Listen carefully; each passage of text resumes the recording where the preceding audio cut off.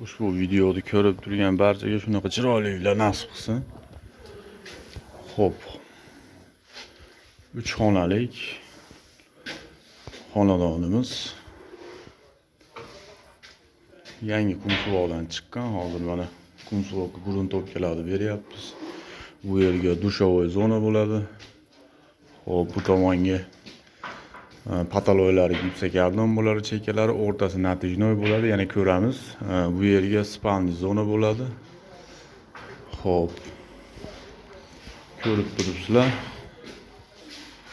Uyda dimoxodlari bor, hamma narsasi bor, elektrika. Bu yerdan ham garderob, ham ayollar mehmonxonasiga eshik ochilgan.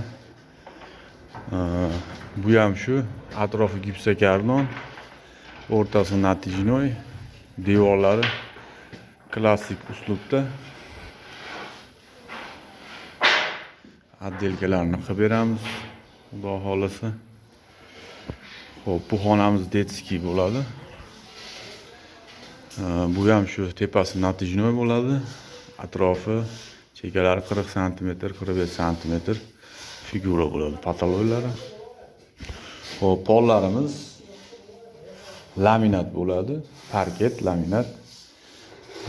Uni ham ish jarayonida qo'yib boramiz. Nech pul ketgan, nima ketgan, qancha rasxod ketadi, ularni ham qo'yib boramiz. Bu koridorimiz ham natijnoy bo'ladi. Videoni kuzatishda davom etib turasizlar.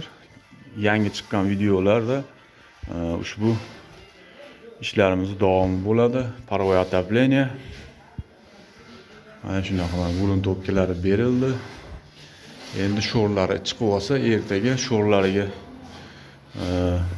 surkaydigan narsalarni surkab, xudo xolasa shpakilovka ishlarini boshlaymiz, tiagalarni boshlaymiz, xudo xolasa.